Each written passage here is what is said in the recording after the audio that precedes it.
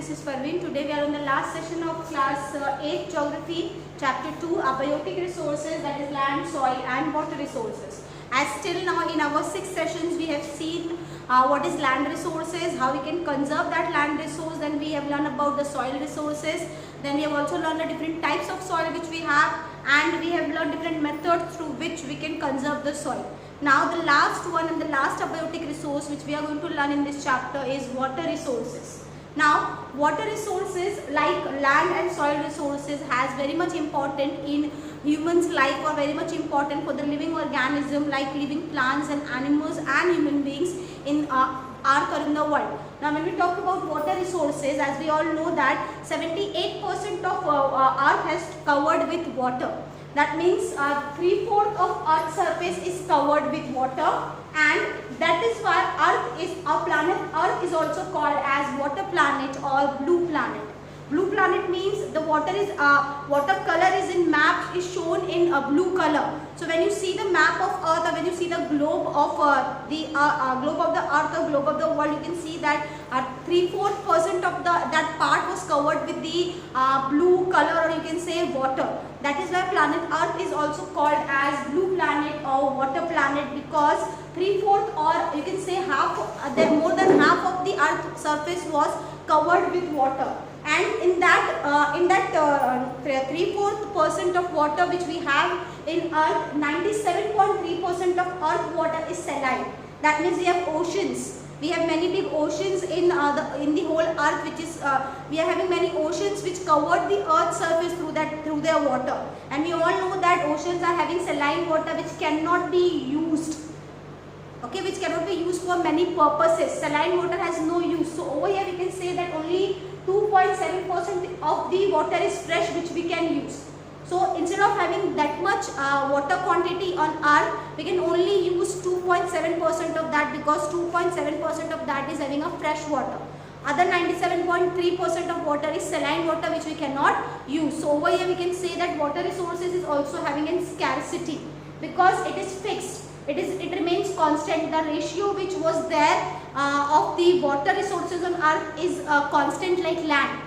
Okay, we are having 29% of land and 78% of water, 78 or 79% of water, and that ratio was every time that ratio from generation to generation or from years to years, that ratio had not been changed.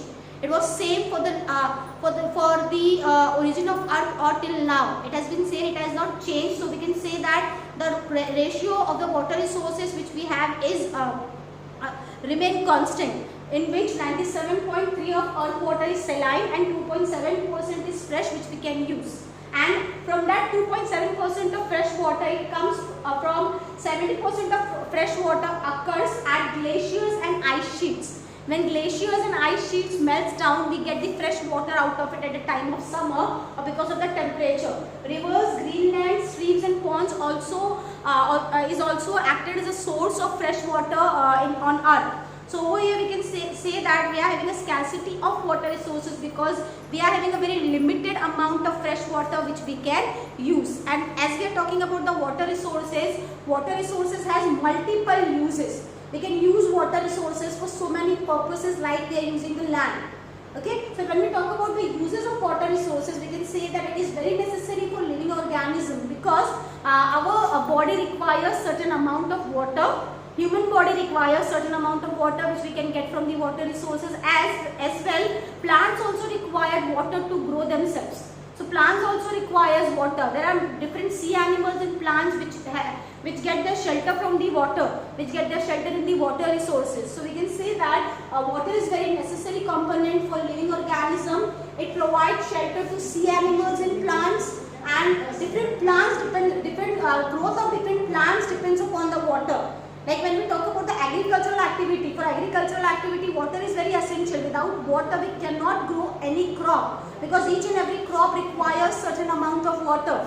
So that is why we can say that agricultural activities also depend upon the water. So water is very essential. Industries also require water to cool down the machines, for cooling the industrial machines, and we also require water for many household chores, like we can say for cooking, for drinking, for washing clothes, for washing dishes, and for cleaning ourselves also we required water. And water also used for recreating activities like boating, swimming. We can have fishing on the water, so it is also used for the recreating activities. It is also used for the refreshment activities for human beings. And nowadays in our modern world, water is also used as power generating. Water is also used as used to create electricity, to create power. So over here we can say that we are having multi-purpose uses of water, because of which water becomes very essential in our lives.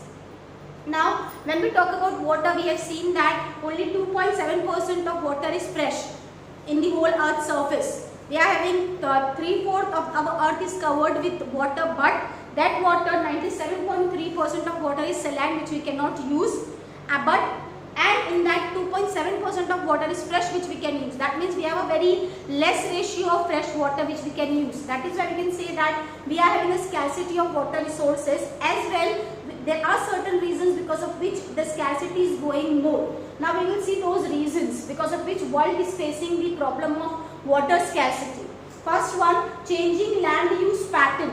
Land use patterns have been changed. Like we can say that for our own greed or for our own purposes, human beings are cutting down the trees. We are cutting down the forests, which are the great source of containing water in it. So we can say that changing land use pattern is a very big reason for water scarcity. Inefficient use of water. We are always wasting the water. There is an inefficient use of water.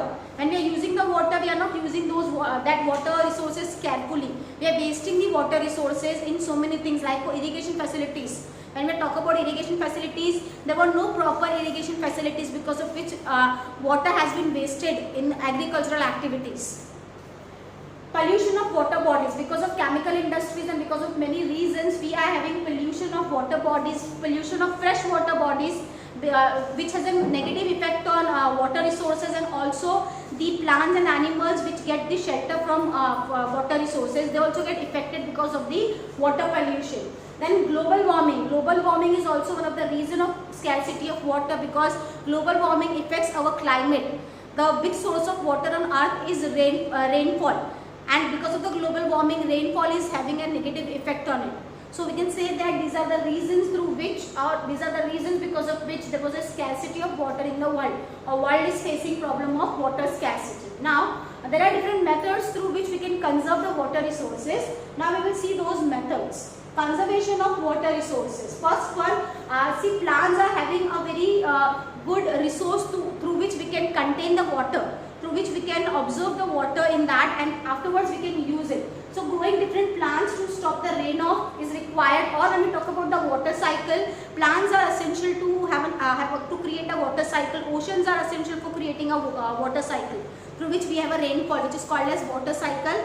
Over here, we can also say that we need to improve the water resources. We need to create a dams so that we can hold the water in it. Then there are many techniques, modern techniques or traditional techniques through which we can have a rainwater harvesting. We can collect the rainwater for further uses when there is a scarcity.